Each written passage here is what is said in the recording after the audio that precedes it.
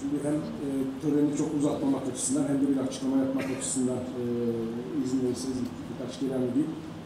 Şimdi marifet iltifata tabidir derler. Biz toplum olarak bazen biraz iltifatımızı göstermekte yetersiz kalıyoruz. Çok fazla emek sarf eden insanlar var. Bu insanlara yeterince şükran duygularımızı ifade edemediğimiz için bizi bağışlasınlar ama özellikle bu ana dil kitaplarının hazırlanmasının ne kadar meşakkatli bir süreç olduğunun canlı tanıklarından birisiyim.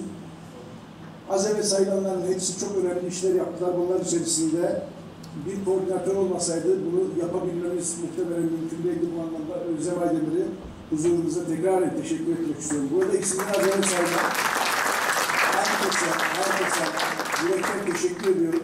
Ve buradaki teşekkür belgelerini şu anda çoğu aramızda değiller doğal olarak mevsim koşulları, mesafe koşulları, farklı ülkelerde olanlardan dolayı aramızda değiller ama teşekkürlerimizi iletmek ve onların da süreci dahil etmek açısından Özlem'den son bir katkı daha isteyeceğiz. Ben bu manada teşekkür belgelerini Özlem'e huzurlarınıza takdim edeceğim ve onlara ulaştıracağımdan en ufak bir şüphem olmuyor. Çok teşekkür ederim.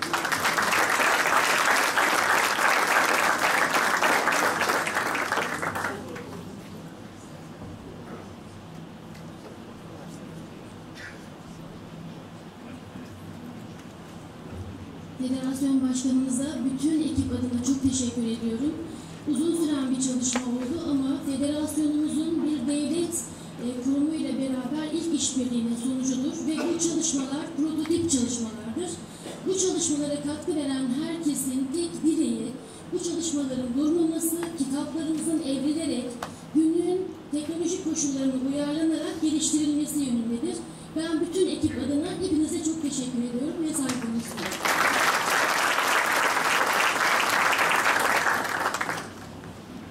Ders kitapları ile ilgili plaketleri vermek için okuyacağım isimler aramızda olanları sahneye davet ediyoruz. Yine Özlem Aydemir, Sinem Vatan Erdiren, Kadir Polat, Asiye Erin, Engin Met ve Grinli Orkestrası, Ferit Can Aydemir, Murat Hapşu, İrfan Okuyucu, Ayşe Toplan ve İlhan Aydemir aramızda olanları sahneye davet ediyoruz.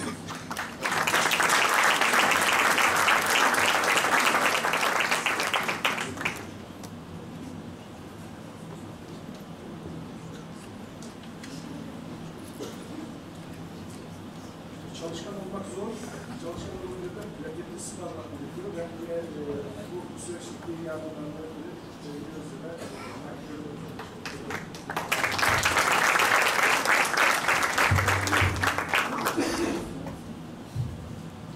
yine camianın çok önemli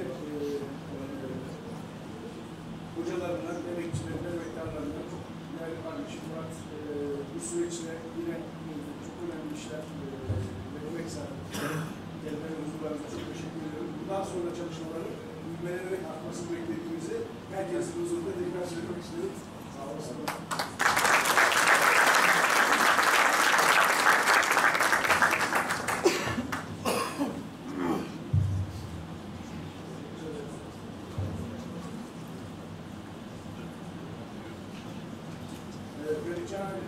Bu sürecin genç çalışmacılarından ve gençlere rol model olarak önerdiği kişilerden bir tanesi.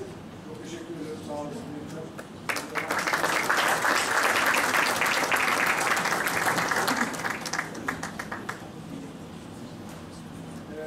Diğer plaket sahiplerinde yine biz ulaşmak üzere burada muhafaza altına alıyoruz. Geleneksel Çerkezlerin sanatları ve işleme sanatları konusunda yapmış olduğu çalışmalar, araştırmalar, eğitimler neticesinde kültürel mirasımıza katkıları ve bırakmış olduğu eserler için şükranlarımızı sunmak üzere ayrıca Türkiye Cumhuriyeti Kültür ve Turizm Bakanlığı tarafından verilen Çerkez Dişi İdare Şamatçısı ünvanı için Melek Anatalay, Esen Bal ve Şenesel Tokmağı sahneye davet ediyoruz.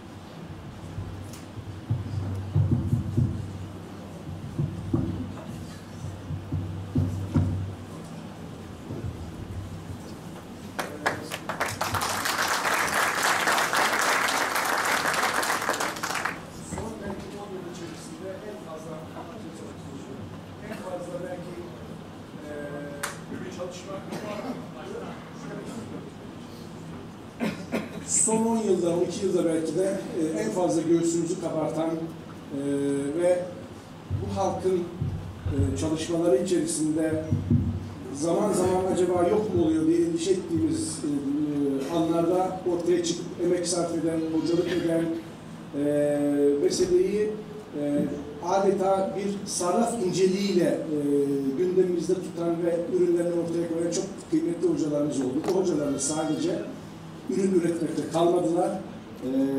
Hocalık vasıfları da devlet tarafından kabul edildi ve önemli bir kapıyı araladılar. Ben kendilerine tekrar teşekkür ediyorum. Son derece önemli bir eksikliği doldurdukları için ben hem Esen Hoca, Bağlı Hoca'ma hem Şereset Tokmak Hoca'ya, Meleke Hanım'la yok herhalde bugün. Ona da rüyamda çok teşekkür ediyorum. Sağ olsunlar, var olsun.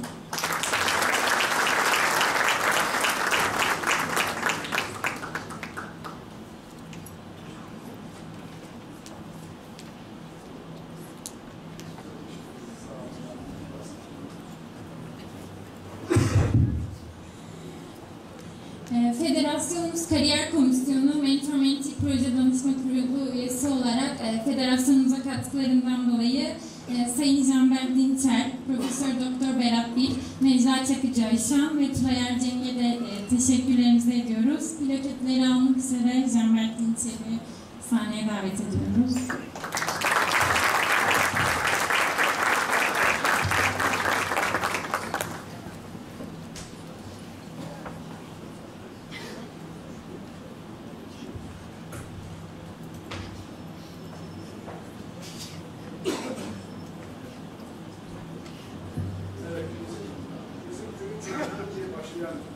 Süreç aslında farklı kanallarla birlikte, farklı katılımlarla birlikte federasyonun bu konuda koyduğu katkı ve vizyonla bizden önceki sayın genel başkanların ve yönetim kurullarının hakkını ödeyemeyiz. Mentor-Mentee Kariyer Komisyonu gibi önemli komisyonlarımızın çalışmaları çok önemli bir noktaya geldi. Bu konunun önemli aktörlerinden, emekçilerinden birisi Canberk kardeşim. Çok teşekkür ediyorum. Ama az evvel isimlerini saydığımız pek çok insanın emeği olduğu bugün biz onları temsilen Canberk'e plaketlemiş olduk. Sağ olun, var olun, gençlerimizi sadece Çerkez kimlikleriyle değil, ayrıca dünya vatandaşı olarak donatmak, onları kariyerlerinde de yetiştirmek noktasında toplumun emek sarf etmesi gerekiyor. Bu konuda koydukları katkı için ben çok teşekkür ederim. Sağ olun.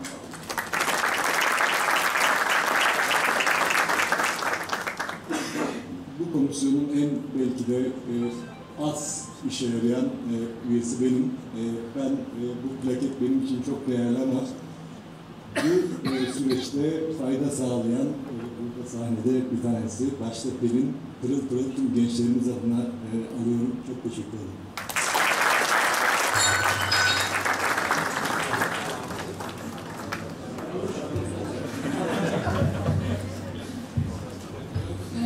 Şubat 2023 tarihinde meydana gelen deprem felaketi sonrasında federasyonumuz tarafından koordine edilen yardım faaliyetlerinde yapmış olduğu çalışmalar ve vermiş olduğu desteklerin kurumumuz ve toplumumuz adına teşekkür ve minnetlerimizi sunmak üzere Sayın Rafet Balkaroğlu, Şahber Tuna, Sedat Sürücü ve İsa Elegöz'ü sahneye davet ediyoruz.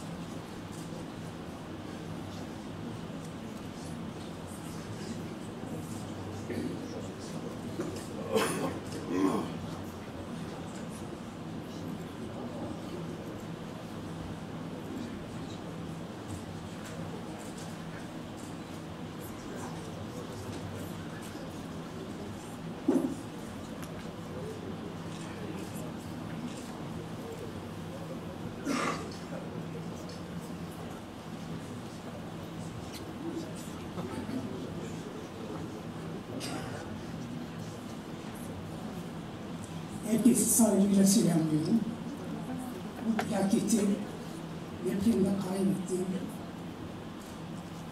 ablam, yeğenim Ayşe ve daha sonra kaybettiğim annemin anısını arıyorum. Depremde kaybettiğimiz tüm kardeşlerime rahmetler diliyorum, yakınlarına sabırlar diliyorum. Evet, büyük bir felaket geçirdik biz. 6 Şubat bizim için, 11 il için kara bir gündü. Bu kara günden çıkmak için öncelikle dünyadaki tüm kardeşlerimiz koşarak bize geldiler. Bizi enkazın altından çıkarttılar. Ve ellerinden gelen bütün çabaları sarf ettiler. Dünyada ilk defa bizim Kafkas toplumu bu kadar bir araya geldi. Gelin bu birlikteliğimizi devam ettirelim. Bu kardeşliğimizi devam ettirelim. Biz 17 Mart günü Kafed'in görevlendirilmesiyle konteyner grubu olarak sahada olduk. Tabii daha önce de sahadaydık biz. Ama bu süreçte Kafed'in programı gereği 230 civarında konteyneri kardeşlerimize, ihtiyaç sahiplerine ulaştırdık. Bu süreçte belki hatalar da yaptık, yanlışlar da yaptık ama bu konteynerlerin büyük bir bölümü tümü zaten ihtiyaç sahibiydi. İhtiyaç sahiplerinin tümüne yetiştirmek mümkün değildi. Göksun Derneği'nin tespit ettiği yanlış söylemeyelim 1700 veya 1834 tane ağır hasarlı ve yıkılmış evimiz vardı. Ciddi miktarda insanlarımızı kaybettik. Bu süreçte biz bölge dernekleriyle de beraber çalıştık. Ne zamana kadar beraber çalıştık? 10 Haziran'a kadar birlikte çalıştık. Bu 10 Haziran günü konteyner dağıtım işlemimiz bitti. Daha sonra Kafet bu bölgede çeşitli çalışmalar da yaptı. Sadece konteyner dağıtım işiyle de uğraşmadı. Isıtıcılar, brandalar gibi daha sonralarda nakli yardımları da oldu. Ve Kafet'e şükran sunuyorum ben. Kafet ilk defa bu kadar tabanıyla birlikte oldu. Ömründe Kafet'in ismini duymayan kardeşlerimize Kafet konteyner veya diğer yardımları ulaştırdı. Sadece Kafet değil, Kafet'in bünyesindeki bütün derneklere, Kafkas Vakfı'na, Şamil Vakfı'na, Şimali Kafkas Derneği'ne, bize ulaşan bütün derneklere en az kendi adıma şükranlarımı sunuyorum. İnşallah böyle bir felaket bir daha başımıza gelmez. Benim ilk depremde koşmam bu değil. Kahramanmaraş Derneği Gölce'ye de deprem yardımı ulaştırdı. 2011'de biz Van depreminde de bulunduk.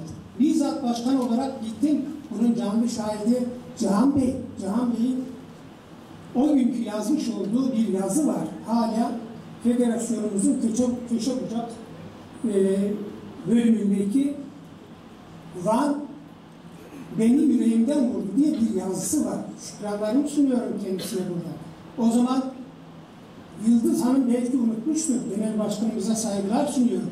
Setenay kızımızın iyileşmesinde ciddi yardımları oldu. O zaman 10 yaşındaki Setenay kızımız bugün üniversiteyi bitirdi ve hayatına devam etmektedir. Gelin birlikteliğimizi bozmayalım, bu kardeşliğimizi devam ettirelim.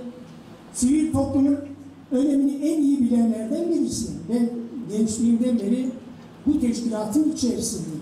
Göksun Derneği'nin kurucusuyum ben. Maraş Derneği'nde bir dönem yönetim kurulu üyeliği yaptım. Bir dönem başkanlığını yaptım. Beni eleştirenler oldu. Teşekkür ediyorum eleştirenlere de. Ben sivil toplumun gerekliliğine inanan ve savunan, yeri geldiğinde de bu emaneti bu halk için adayabilecek insanlardan birisiyim. Onun için hepinizi saygıyla selamlıyorum. Teşekkür ediyorum. İyi günler diliyorum. Bu plaketi de arkadaşlarımın adına, tümün adına konuşuyorum. Bazı arkadaşlarımız da bu depremde çalışan gençler için aldığını ifade etti. Hazirun'a genel kurula saygılar sunuyorum.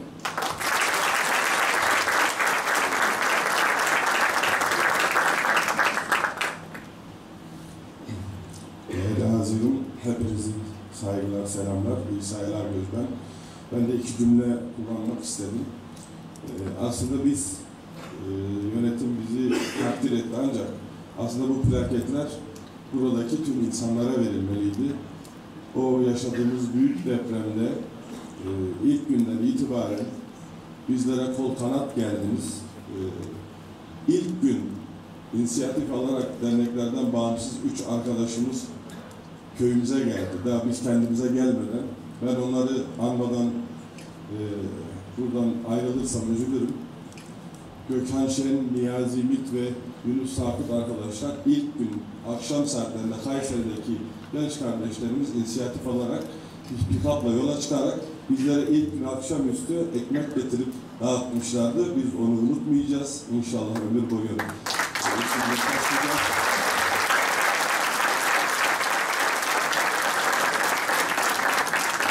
Ayrıca evet çok büyük işte kayıplarımız oldu ama isimlerini almadan geçemeyeceğim. Eski Kahramanmaraş Kafkas Kültür Derneği Başkanımız Aytural Eğerci'yi kaybettik depremde. Mevcut yönetimimizde yer alan Necat Uysal'ı kaybettik. Onlara da Allah'tan rahmet diliyorum. Onları da anmadan buradan geçemeyeceğim. Ben bu plaketi bize yardım gönderen, göndermeyen, az veren, çok veren, hiç vermeyen, sadece içinde acısını yaşayan herkes adına alıyorum. Teşekkür ederim.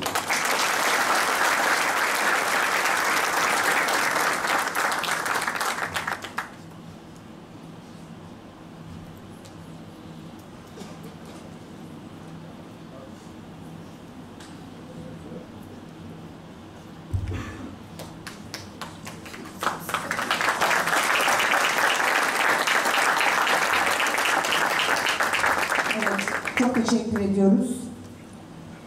Deprem bölgesinde bulunan tüm derneklerin, köylerin muhtarları adına Yazıköy Muhtarı Mete Başaran'ı sahneye davet ediyorum. Mete Başaran diyorum.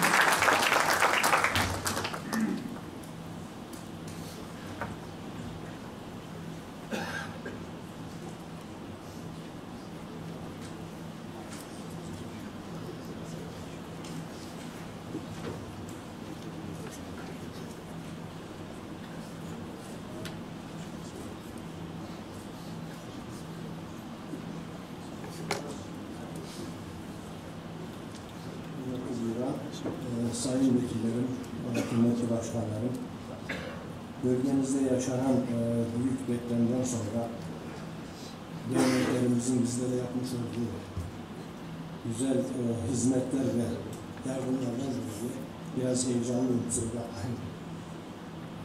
Kıymetli başkanımıza teşekkür bu arada bir plaketimiz oldu. Kendisine buradan çok teşekkür ediyoruz. Depremin ilk gününden bugüne kadar halen devam etmekte yardımlar var. Derneklerimiz bizi yalnız bırakmıyorlar. Derneklerimiz, özellikle devletimiz yanımızdaydı. Yardımlarımız halen devam ediyor. Bizi arıyorlar. Bir ihtiyacınız var mı, sıkıntınız var mı diye soruyorlar. Bundan çok memnunuz. Herkesten Allah razı olsun. Yardım eden, etmeyen. Tabii çok büyük acılar, soğukta çok kötü günler geçirdik. Yeni kurulacak divana da hayırlı olsun diyorum. Kıymetli başkanımıza da yapmış olduğu hizmetlerden dolayı teşekkür ederiz. Hepinizi saygıyla selamlıyorum.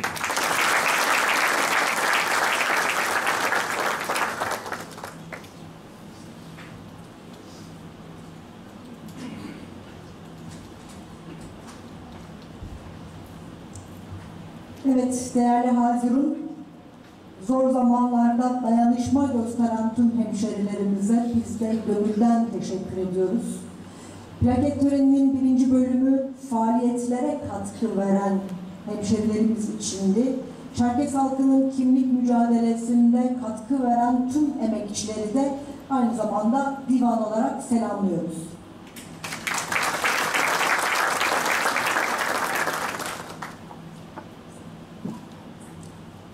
Şimdi bir ara vereceğiz. Değerli protokolü teşekkürlerimizle gönderebiliriz. Programlarını aksatmak istemeyiz. Aramız 15 dakikadır. Lütfen bu 15 dakikaya uyalım. Uzak mesafelerden gelenler var. Zamanında evlerine gönderelim kendilerini. Aynı zamanda delegasyonda eksik imzalar varsa lütfen standa uğrayarak imzalarını tamamlasınlar. 15 dakika aranın altını çizmek istiyorum efendim. Çok teşekkür ederim.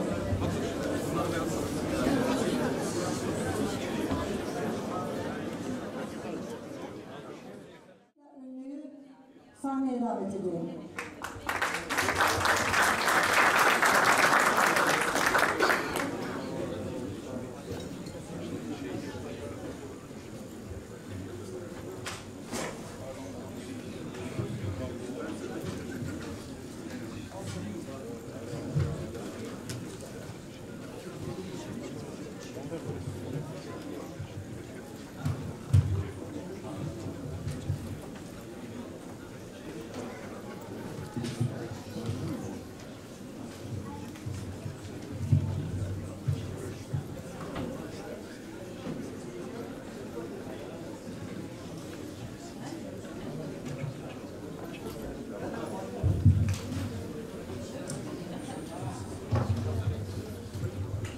Kıymetli divan, değerli Hazirun,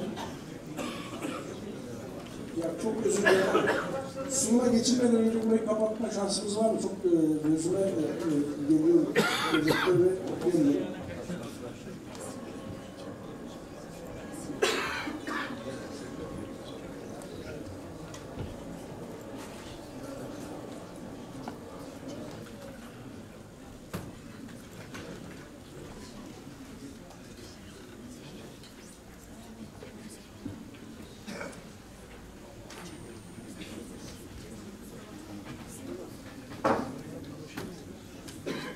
Değerli Hazirun, faaliyet raporumuz okunmadan önce bu 2 yıllık süreç içerisinde neler yaptık, neler yapamadık, bunları biraz sonra faaliyet raporunda göreceğiz. Ama ben bir değerlendirme konuşması yapmak istedim. Bu değerlendirme konuşması hiç kimseye yanıt, hiç kimseye saldırı, hiç kimseye bir mesaj olarak lütfen okunmasın. İçeriğinde de göreceksiniz ki burada söyleyeceğimiz şeyler federasyonumuzun, halkımızın daha iyi, daha mümbit hale gelmesi için, daha müreffeh olması için, haklarımıza daha kolay kavuşabilmek açısından neler yapmamız gerekir?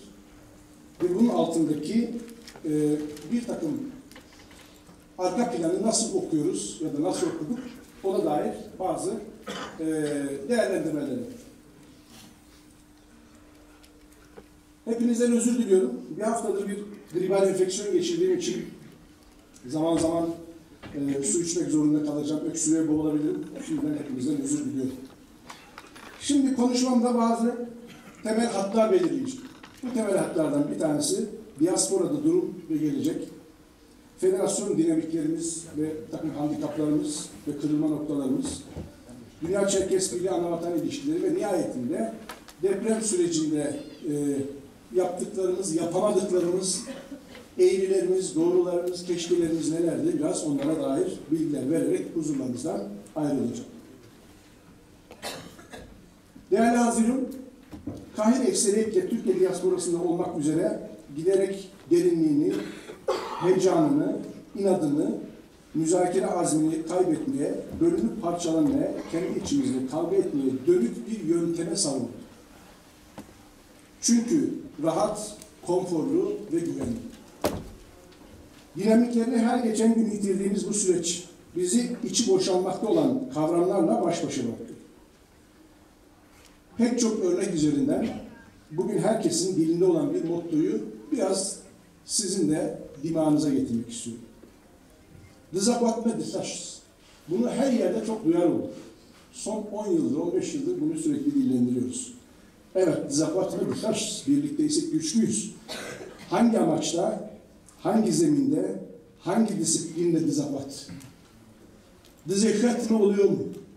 Sadece bir arada olmak. Yeterli mi? Ama dezabatın dezabattan bir farkı var mı? Bunu biraz değerlendirmemiz gerekiyor. Biz bir arada olmayı güçlü olmanın, mücadeleci olmanın temel gereksinimini sayıyoruz ama benim dediğim içinde bir arada olursak dersek doğru oluyor. Bu doğru da değil, sürdürülebilir de değil. Bu herkes için geçerli. Biz bugün kimliğimizi kent yaşamında var etme çabamızdan başka kurtuluşumuzun olmadığını anlamaktan maalesef uzaktayız. Köy ve köyde yaşadığımız duru ve rafine kültürümüzün gerimizde kaldığını, bir daha o mutlu ve muhteşem günleri ne kadar özlemle ansak, ne kadar çok bahsetsek de geri gelmeyeceğini bilmek ve kabullenmek zorundayız.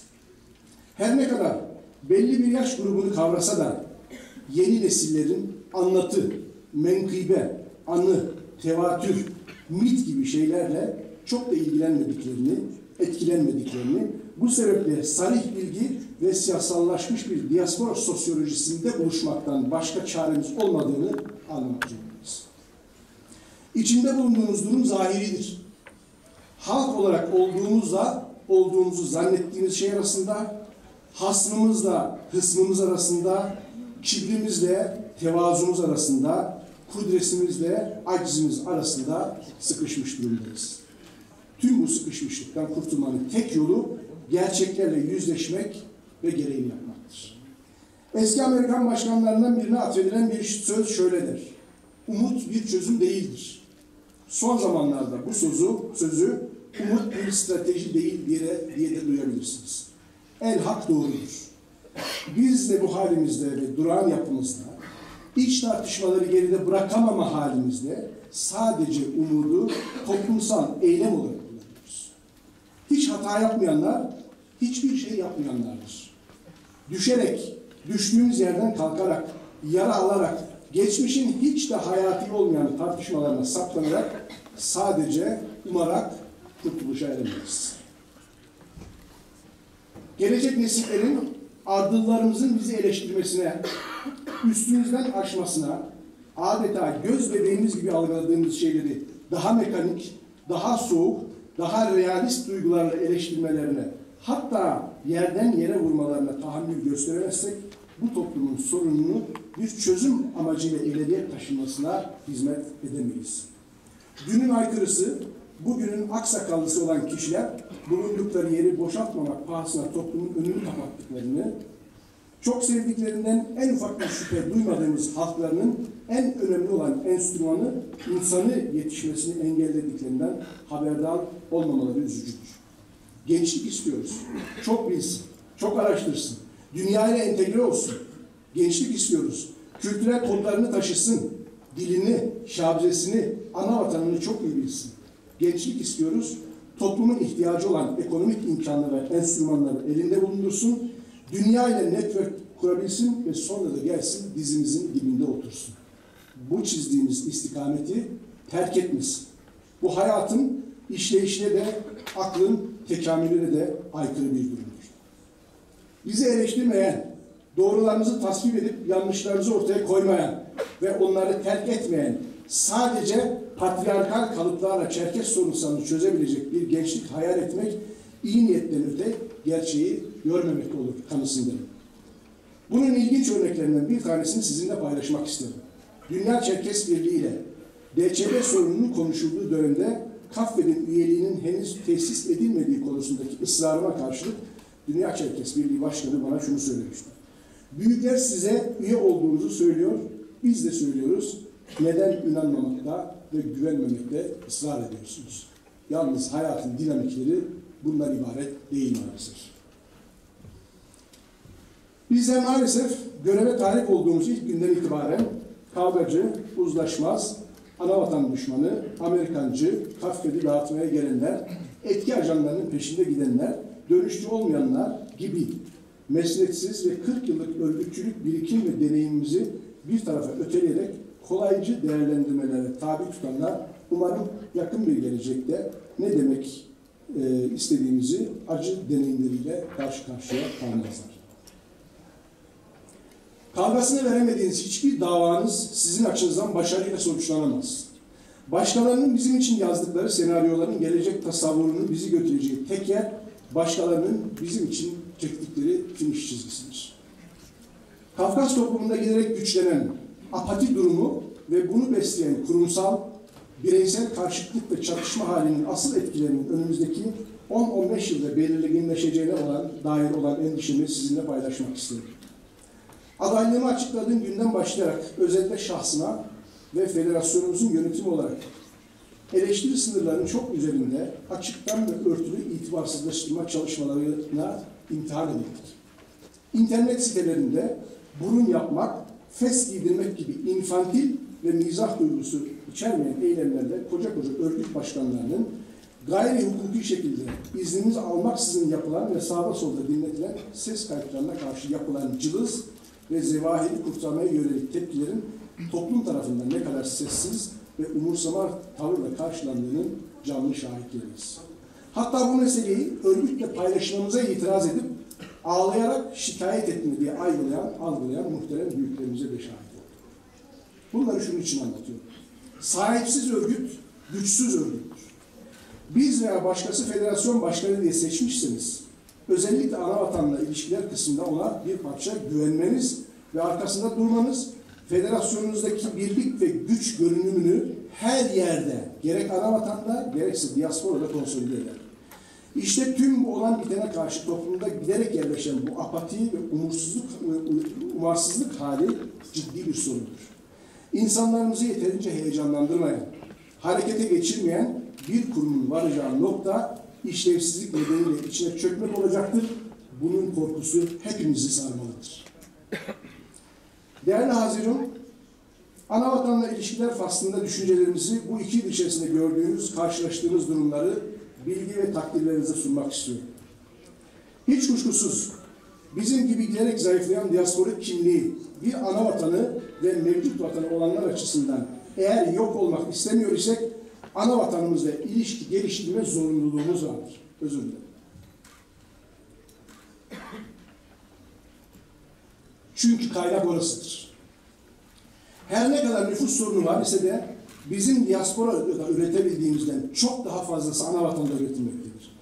Anavatan bağlantısı olmayan, oraya güçlü bağlantı kuramayan diasporanın uzun süre kendini koruyabilmesi olası değildir. Ancak anavatanla ilişkilerde gördüğümüz manzara ile umumiyeyi biraz değerlendirmek istiyorum. Anavatan ile ilişkilerin kurulduğu 1970'li yılların öykülerini, 1990'lı yılların pratiğini de yakından görme, izleme fırsatı oldu. Son 30 yıl içerisinde anavatan ile bireysel ilişkilerin, ticari ilişkilerin, zaman zaman ailevi ilişkilerin arttığını, güçlendiğini gördük ve görmeye devam ediyoruz. Bu kuşkusuz son derece sevindiricidir. Lakin sosyolojik zeminden ve siyasi perspektiften baktığımız zaman mevcut diaspora anavatan ilişkilerimizin gerek anavatandaki gerek diasporadaki Çerkezlerin dil, kültür, kimlik, aidiyet hislerini ayakta tutacak, güçlendirecek ve geleceğe dönük ortak tasavvur oluşturacak şekilde pozitif bir trendi takip ettiğini söyleyebilmek maalesef mümkün değildir. Bizim anavatan ve anavatan kurumlarıyla anavatanda yaşayan dostlarımızla tırnak ucu kadar bir derdimiz yoktur. Ama anavatanla ne şekilde ilişki kuracağımızı, Rusya Federasyonu'yla ne şekilde ilişkileneceğimizi anavatandan belirleyenlerle derdimiz vardır. Çünkü bu Çerkez halkının yararına değildir. Tekrarın altını çiziyorum. Bazı dostlarımızın buradan oraya karışmayın telkini irrasyoneldir. Biz oraya karışmak zorundayız arkadaşlar. Biz oraya karışmazsak, fikir beyan etmez isek, olayların içerisinde akılcı, barışçı bir muhalefete de yaklaşmaz isek 15-20 yılda oraya karışma motivasyonu olan insanları artık bulamayacağız. Orası tıpkı orada yaşayanlar gibi bir sürgün ve soykırımın dünyaya dağıttığı her Çerkes için ana sütünün ak sütü gibi helal anavatandır. Anavatan ilişkileri dediğimiz şeyi dostlukla, arkadaşlık ilişkileriyle veya aile bağları çerçevesinde ya da sadece DÇB örneğinde olduğu gibi tek kurum üzerinde gerçekleştirmenin büyük sakıncaları, handikaplarının olduğunu kabul etmek zorundayız. Biz ne anavatan ne de Dünya Çerkes Birliği düşmanlığı peşinde değiliz. Aklı başında ve bu meselenin içerisinde az ya da çok olmuş her insanın anavatanla ilişki kurmanın anlamını, mahiyetini ve önemini anlayacak düzeyde olduğunu kabul etmeliyiz. Biz de bu çerçevede Dünya Çerkes Birliği'nin işleyiş ve iş yapış şekillerine itirazınızı dillendirmiş olsak da yaklaşık 18 yıldır arafta duran federasyonumuzun üyeliğiyle ilgili spekülasyonları araştırarak gerçekliği ortaya koyup oylanmasını sağlamış olsak da anavatanın düşmanı olarak addedilmekten ve yaftalanmaktan maalesef kurtulamadık. Tekraren söylemek isteriz ki anavatanla ilişkiler halkımızın başına gelen soykırım ve sürgün gerçeğinin üzerinden bir hak mücadelesi üzerinden bakılmadığı sürece gerek bizim gerekse anavatanda yaşayan kardeşlerimizin mevcut Rusya Federasyonu ve Türkiye Cumhuriyeti pratiğinde var olması, varlığını güçlendirmesi, diaspora ile arasındaki ilişkiyi artan bir ivmeyle tesis etmesinin arkasında en ufak gerçeklik ve umut yoktur. Bunu söylediğim için yine kimi kişi ve kurumlar tarafından eleştirilebilirim ama söyleyeceğim. Tarih bu noktada beni ne şekilde yazacaksa yazmaya devam etsin. İnandığım doğruyu söylemekten geri durmayacağım. Rusya Federasyonu olan derdimizin halledilmesi, en azından adımların atılabilmesi, mesafe kat edilmesi ancak diasporanın ana vatanına ilişkilerini gerçek zeminde belirleyen, kurumsal, rövanşist ve intikam sahikiyle hareket etmeyen, kurum, yönetim ve kadrolarının değişimi ile değişmeyen, süregen, siyasallaşmış bir mücadele aksının kurumsal pratiğimizin merkezine oturtulmasıyla mümkündür. Gerek ana vatanda ve gerekse diasporada yaşayan Çerkeslerin ana vatanlarıyla ilgili dertleri Rusya Federasyonu'nun içinde olmadığı hiçbir denklemle çözülemez. Bunu yıllardır söylüyoruz. Ancak bir duvara konuşsaydı 40 yıldır belki de duvar dile gelip bizim meramımıza olumlu ya da olumsuz bir yanıt verirdi. Biliyorsunuz ki devlet anlamında Rusya Federasyonu iddialarımıza hiçbir zaman yanıt vermeye gereği ve ihtiyacı hissetmedi. Sadece Rusya Federasyonu'nun Ankara Büyükelçisi merhum Alexey Yerhov tarafından Çerkeslerin uydurdukları güzel bir masal diye nitelendirdiği Çerkes soykırımı ve sürgününe dair yorum dışında son yıllarda herhangi bir şey duymuş değiliz. Ancak bu fikri söylediğimizde ilk karşımıza çıkanlar, ilk karşımıza dikilenler bizi Rusya düşmanlığıyla, Amerikan uşaklığıyla yaftalayanlar maalesef yine kardeşlerimiz, yine kendi dostlarımız oluyor. Bu meseleyle bu şekilde devam ettiği sürece başkasının bizim için yazdığı senaryoyu oynamaktan ve birbirimizi yıpratmaktan, yok etmekten başka hiçbir sonuca ulaşmayacağına inanıyorum. Kendi durumumuzu açık bir zihinle ele almadıkça stratejik bir hedefe varamayacağımız açıktır. Dünya Çerkes Birliği, dünyanın her yerindeki Çerkeslerin varoluşu sorunlarıyla ilgilenmek yerine diasporadaki Çerkeslerin ana vatanla olan ilişkilerini devlet bakış açısına uygunluğunu denetleyen bir checkpoint noktasına dönüşmemelidir. Biz kategorik ve fonksiyonellik açısından DÇB mantığına hiçbir zaman karşı olmadık. İtirazımız kuruluş kodlarından uzaklaştırılan ve diasporun üzerine bir sopa gibi sallanan bir DÇB'dir. Bizim dünya anavatan cumhuriyetlerimizin diaspora ilişkilerini yürüten bir kurum olmasına hiçbir itirazımız yoktur. Hatta iyidir bile. Ancak o zaman adı Dünya Çerkes Birliği değil, diaspora ile ilişkiler ofisi olmalıdır. Herkes de pozisyonunu ona göre belirlenmelidir. Değerli hazirun, anavatan kavramı aramızda zaman zaman sorun olmaya devam ediyor. Anavatan bir insanın ya da bir halkın kendisine ait hissettiği ki bu aidiyet kişiden kişiye değişebilir. Kendince bir kıymet izafe ettiği, onun için fikri, fiziki, ekonomik harcamalar yaptığı bir toprak parçasıdır. Diasporik Çerkes halkının bir evladı olarak anavatan diye tanımladığımız yerin herkesle %100 ortaklaştığımız tek konusu coğrafi sınırları olabilir. Onun haricinde anavatanımıza bağlılığımız ve onunla olan ilişkilerimiz büyük ölçüde özneldir. Anavatanın ne olduğunu, anavatan sevgisinin ne demek olduğunu, anavatanı yüceltmenin ne demek olduğunu kimse kimseye öğretmeye kalkmamalıdır. Bu yararsız, beyhude, yabancılaştıran, bağları zayıflatan dahası karşı karşıya getiren bir tutumdur. Velev ki hayatını ana vatanla ilgili çalışmalarda geçirmiş dahi olsa hiç kimse bir başkasına vatanını nasıl seveceğini, hayatını nasıl kuracağını vaaz etme, hak ve selahiyetine hukuken de ahlaken de sahip değildir. Biz bu noktada hiç kimsenin ana vatana olan bağlılığını sorgulamadık ama hiç kimseyi de sorgulatmadık. Bu noktada ana vatan sevgisi denildiğinde benzer duyguları harekete geçen, benzer şekilde düşünen, benzer şekilde tepki ve refleks veren insanlar doğaldır ki birbirlerine daha yakın durabilirler. Birbirleriyle daha fazla bir arada olabilirler. Bu benim ana vatanımın sevme biçimini örtüşmeyenler için ana vatanın nasıl sevileceğini tarif etmek insanı dumura uğratabilecek kadar boş bir meseledir. Ana vatan ile olan ilişkileri sadece bireysel tanışıklıklar ve ilişkilerle, dil bilip bilmemeyle indirgersek eğer önümüzdeki 20 yıl içerisinde diasporada ana vatan ile ilişki kurabilecek insan sayısının bir elin parmaklarını geçmeyeceği korkusunu anlamamız gerekir. Değerli Haziran, soğuk ve çıplak gerçeklik işte bu kadar bir kulaç mesafesi önümüzde.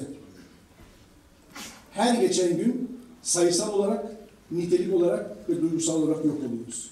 Bunları söylediğimiz için bizi anavatan düşmanı ya da anavatanla ilişkileri kopartanlar yaftasıyla amiyane tabirle taca çıkarmaya çalışanlar bu bir kulaç mesafesindeki çıplak gerçekliğin soğukluğunu çok yakında hissedecekler. Korkusunu ve şu anda taşıyor.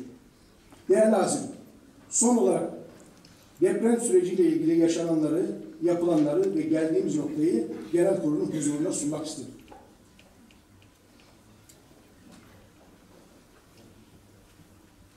...6 Şubat sabahı depreme uyandığımızda hemen telefonlarımıza sarılıp bölgeyi aradık. Kahramanmaraş Dernek Başkanımızı aradım biliyorsunuz. İlk bilgiler Kahramanmaraş merkezli olarak gelmişti. Ancak Bekir abinin telefonuna ulaşamadım. Kendisi de bir depremzedeydi. Derhal dönemin Göksu Başkanı Oktay Uğuz'u aradı. Kahramanmaraş'ta durumun fena olduğunu ve derhal oraya hareket ettiklerini söyledi.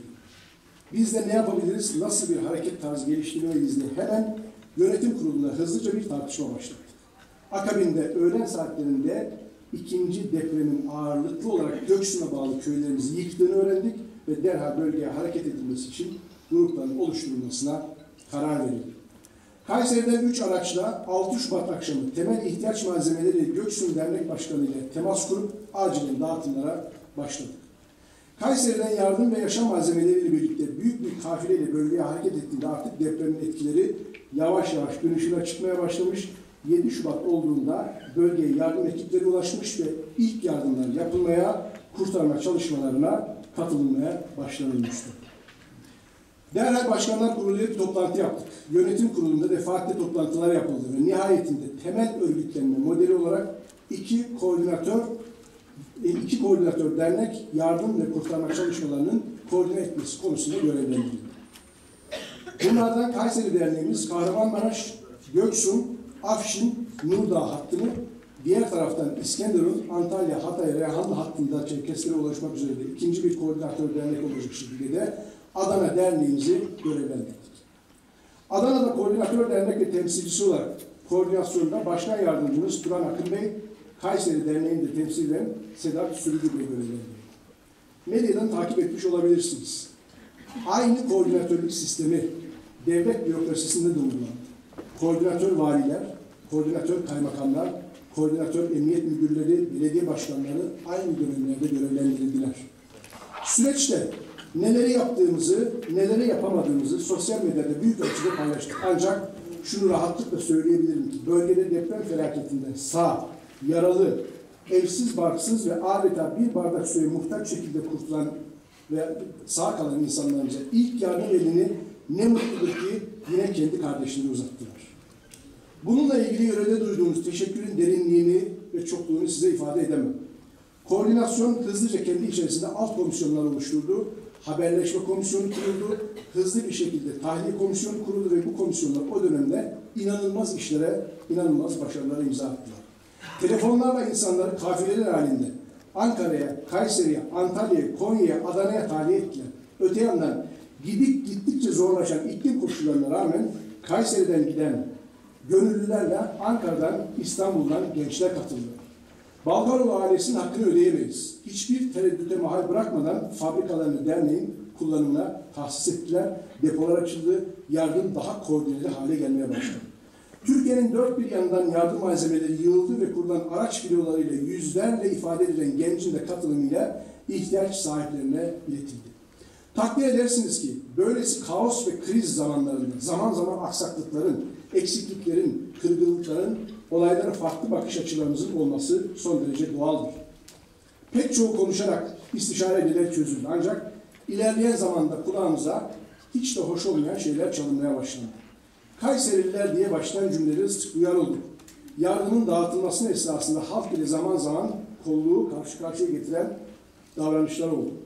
Göksu'nda ilk zamanlar dernek başkanının haricinde maalesef çalışabilecek durumda çok fazla kimse yoktu. Bu süreçte dernek başkanının koordinatör dernekçe ve koordinatör gruplarla çok iyi ve çok zor işler başardığını, elini taşın altına koyduğunu söylemek durumundayım. Ancak zaman geçtikçe problemlerin uç vermeye başladığını ve nihayet 5 Mart tarihinde bölgeye desteğimizi daha güçlü göstermek ve moralde yükseltmek amacıyla Başkanlar Kurulu toplantısında Göksu'nda yapmaya karar verdik. Ancak bir sağlık sorunu sebebiyle gecikmeli olarak katılabildiğim Başkanlar Kurulu toplantısında mevcut koordinatör dernek uygulamasıyla kendilerine kayyum atandı ve bundan rahatsız oldukları konuşmalarla karşı karşıya kaldı. Üstelik bunu Başkanlar Kurulu üyesi olmayanlar dillendirdiler.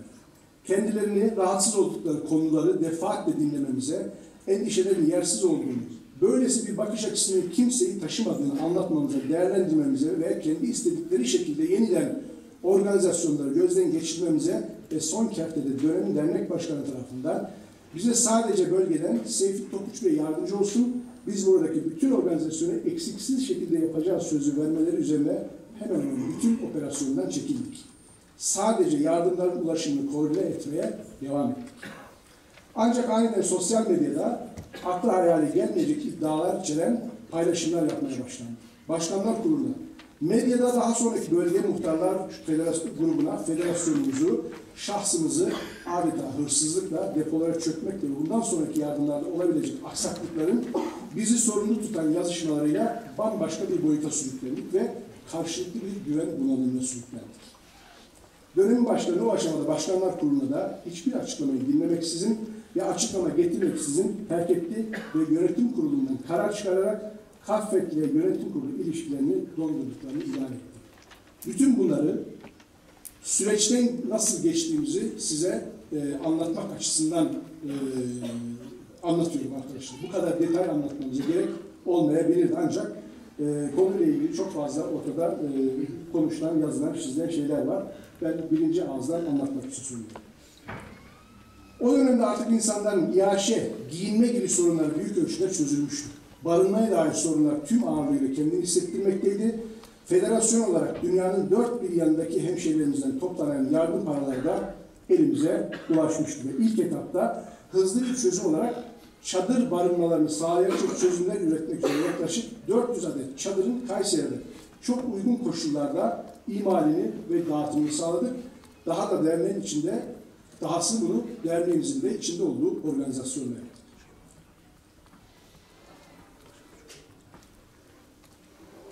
Dernek ile ithamlar, ima, iddialar ve savrulduğumuz güven bunalımının tüm tartışmalara rağmen sürdürülmesinde ısrar edilmesinin uyumlu bir çalışmayı olanaksız hale getireceğini, bölge insanların ihtiyaçlarının karşılanmasını aksatacağını ve mağduriyetler ortaya çıkaracağını düşünerek ve kimin ihtiyaç sahibi olduğunu, kimin acil yardımı gereksineceğini Ankara'dan, İstanbul'dan yönetmenin de doğru olmayacağından hareketle yönetim kurulu kararı ve yine Başkanlar Kurulu'na danışarak bir konteyner komitesi oluşturulmasına karar verildi.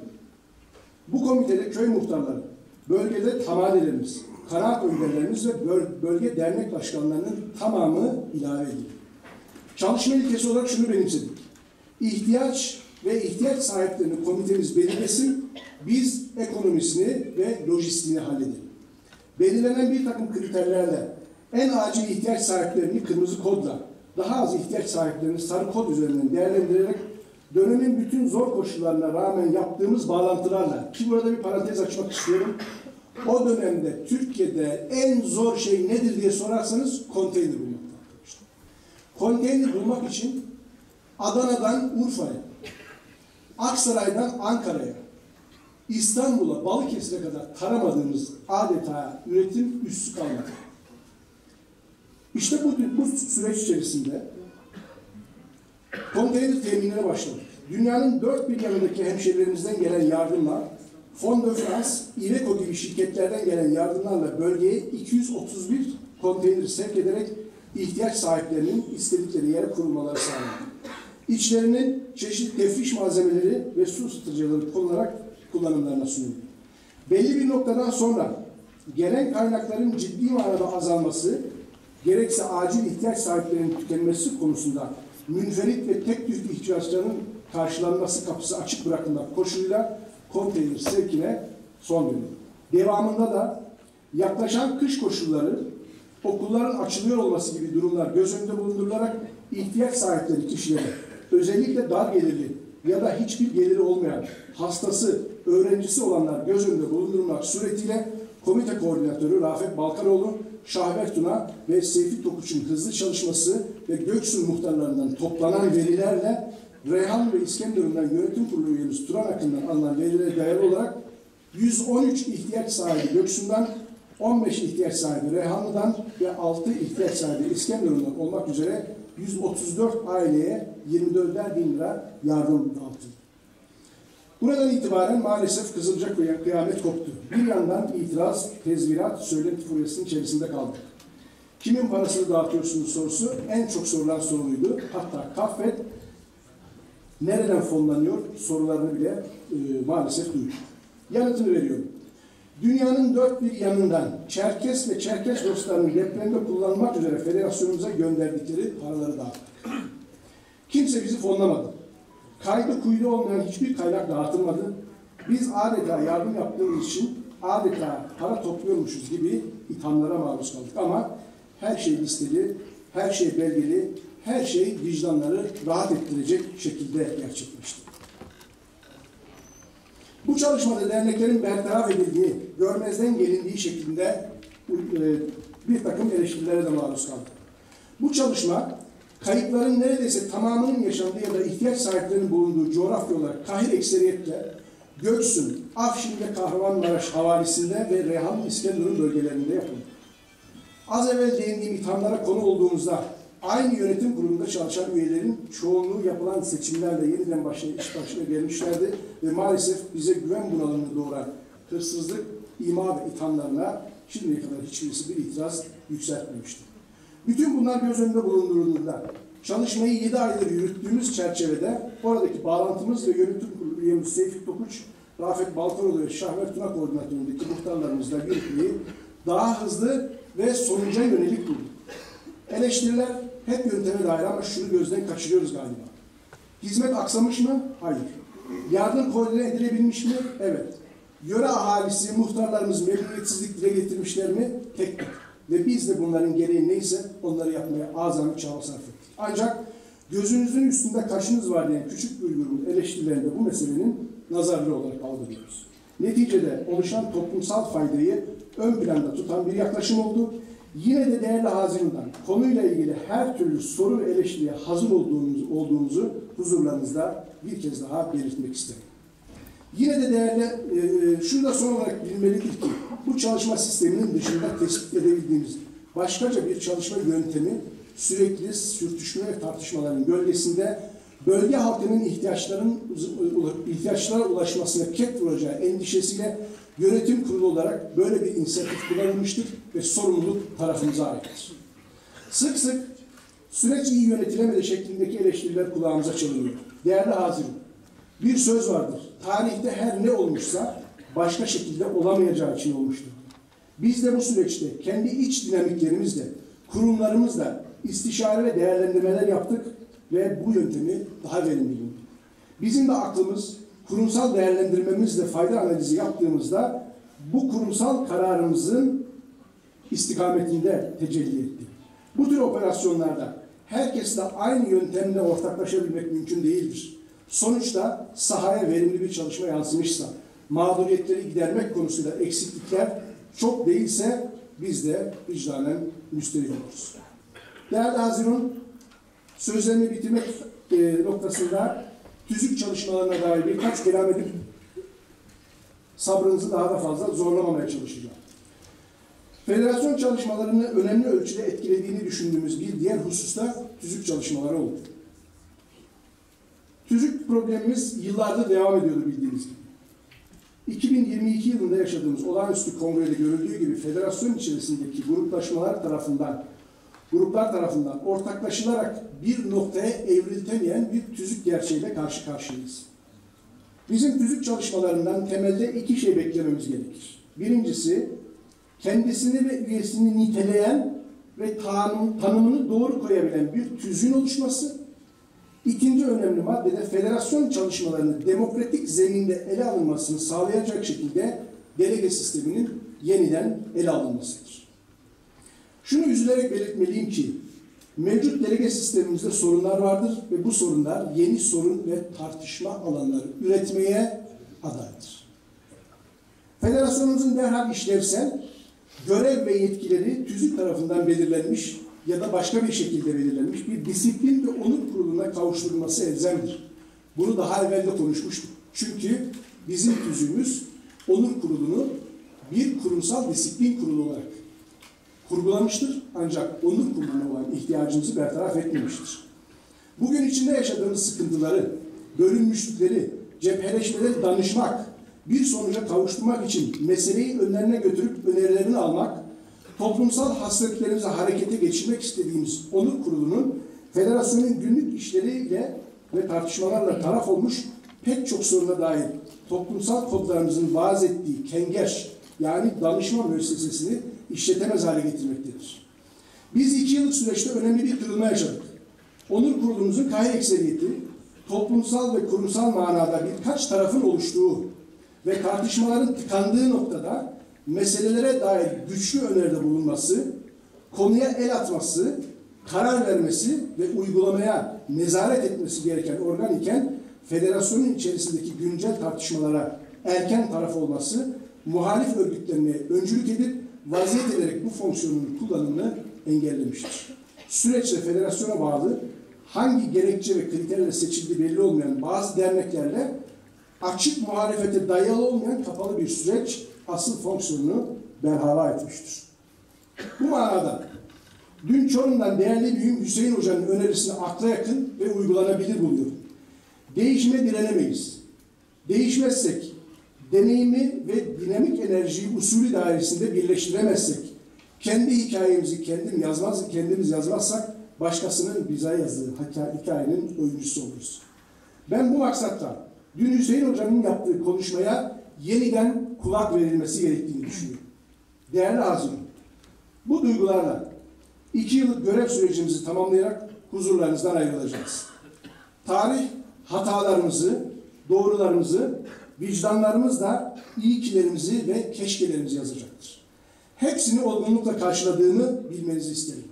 Yeni seçilecek olan yönetim kuruluna başarı, sabır ve sağduyu diliyorum. Bu halkın çok çalışmaya ve üretmeye, mücadeleye olan ihtiyacının unutulmamasını dilerim. Değerli hazırım, bu süreçlerde zaman zaman unutkanlıklar, zaman zaman kırgınlıklar, zaman zaman eksiklikler olabilir. Hiçbirimiz hatadan münezzeh değiliz. Bu manada gerek yönetim kurulu olarak, gerekse şahsım adına yaptığım hataların tamamının toplumsal fayda için çıktığımız yolda aklımızın bize gösterdiği yol olduğunun bilinmesini isterim. Öte taraftan deprem süresince teşekkür etmem gereken bazı noktalar var. Onları da huzurlarınızda anıp konuşmamı bitireceğim. Depremin oluşundan hemen sonra dünyanın dört bir yanındaki Çerkeslerden, nerede yaşadığından bağımsız olarak, İsrail'den, Ürdün'den, Anavatan'dan, Karaçay-Çerkeski'nden, Hadiye'inden, Kabardey-Balkanı'na kadar, Dağıstan'dan Abhazya'ya kadar, Çeçenistan'dan Amerika'ya, Kanada'ya kadar bütün hemşehrilerimiz bizi aradılar. Yardımlarını koordine ettiler. Bize yardım ve desteklerini ne şekilde göndereceklerini, o zor dönemde bize nasıl para ulaştıracaklarını ilmek ilmek işledik. ne gibi çalışmalar yaptığınızın detayını size veremem. Ancak bir örnek vermek istiyorum. O süreçte ben hayatımda ilk kez kripto paranın ne olduğunu ve hesabının nasıl açılıp nasıl kapandığını o dönemde öğrenmek durumunda kaldım. Bu süreçte Anavatanda binlere sari insanlar yardım toplayıp bölgeye gönderdiler. Bunu son derece önemli buluyorum. Kanada'da yaşayan, Amerika'da yaşayan, İngiltere'de yaşayan, Almanya'da yaşayan, Avusturya'da yaşayan bütün dost ve kardeşlerimize bu süreçte bize verdikleri destek ve güven için teşekkürlerimi iletmek istiyorum. Bu süreçte peki sadece Anavatan dışında ya da Türkiye dışındakiler mi çalıştılar? Hayır. Bütün derneklerimiz ellerini taşın altına koydular. Hepsine yürekten teşekkür ediyorum. Hiçbirisinden ya sen de şunu yapsaydın acaba diyebileceğimiz hiçbir alacağımız kalmamıştır. En uzak mesafesinde, bugün aramızda Kiçil Derneği'nin başkanı, değerli Rauf Buhan, ya biz ne yapabiliriz diye aradı, odun gönderdi. Odun gönderdi. Sermet kardeşim burada Denizli'den aradı, nasıl koordine ederiz, ne gönderelim, şunu gönderelim. İnegöl'den kardeşlerimiz aradılar, bu tırı nereye gönderelim, onu oraya. İnanılmaz bir süreç yürüdü. İnsanları tahliye ettik. Tahliye ettiğimiz insanları yerleştireceğimiz yerler. Burada Nart sitesini almadan geçmek doğru olmaz. 30'a yakın aile orada barındırıldı. Aylarca İHŞ'de ibatileri karşılandı. Ankara'ya gelenler, başka yerlere yerleştirilenler, otellere yerleştirilenler, Konya'daki bir Dil Derneği'nin binasına gerçekten çok olağanüstü bir çalışma yürütüldü. Bu manada adını burada anamadığım kim varsa onun özrü bende kalsın. Hepsinden bağışlanmayı diliyorum ama gerçekten son derece büyük bir operasyon yürütüldü. Allah bir daha ne bizim halkımızı ne bizim dışımızdaki insanları böylesi bir acıyla sınamasın. Bir daha böyle bir kaos yaşamak durumunda kalmayalım. Ve bundan sonraki yapacağımız çalışmalarda daha aklı ve sağduyuyu harekete geçirebilmeyi diliyorum. Bu manada süreçte bize destek veren, zaman zaman bizi eleştiren, zaman zaman bize yol gösteren herkese de teşekkür ediyorum. Bu hiçbirimizin kişisel işi, kişisel projesi, kişisel malı değil. Bundan sonra yeni gelen yönetimin de kaldığımız noktadan deprem yardımlarını yürütmeye, koordine etmeye devam edeceği olan inancımı yenilemek istiyorum. Son bir şey daha, bunu söylemeden geçmek doğru olmaz. Bizim en önemli sıkıntılarımızdan, toplum olarak ihtiyaçlarımızdan bir tanesi tanınırlık. Bu manada şu anda iyi bir proje yürüyor. Ben bunu zikrederek konuşmamı bitireceğim. Çerkes soykırım ve sürgününü bir kısa film, yani bir film projesiyle dünyaya anlatmaya çalışan çok kıymetli iki insanın ismini anarak size haberdar etmek istiyorum. Adnan Özveri ve Anıt Baba. Turnanın Dansı ismiyle şu anda son derece iyi giden ve belli bir noktaya gelinmiş bir uluslararası düzeyde ele alınabilecek bir film projesini hayata geçirmeye gayret ediyorlar. Denk gelirseniz lütfen ilgi, destek ve beklentinizi esirgemeyin diyorum. Kendilerine de buradan teşekkür ediyorum. Bu vesileyle genel kurulu, bütün delegasyonu ve bizi şu anda izlemekte olan herkesi yürekten selamlıyorum. İnşallah federasyon her geçen gün sorunlarını gerisinde bırakarak, büyüyerek toplumun sorunlarını çözmek için daha güçlü bir aparat haline gelir. Yeni seçilecek olan yönetim kuruluna sevgili Ünal Uluçay'ın şahsında başarı, sağduyu ve ortaklaşabilmeyi diliyorum. Hepinize saygılar sunuyorum.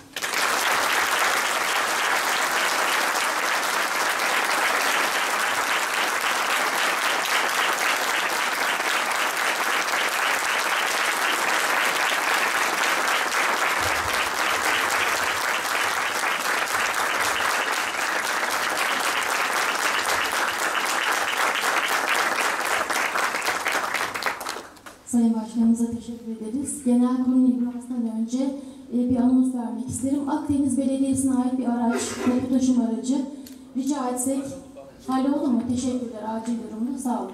Buyurun lütfen devam edebiliriz.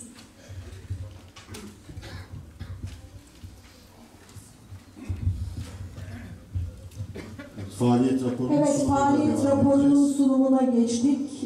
Sayın Selçuk Ulutaş, buyurunuz.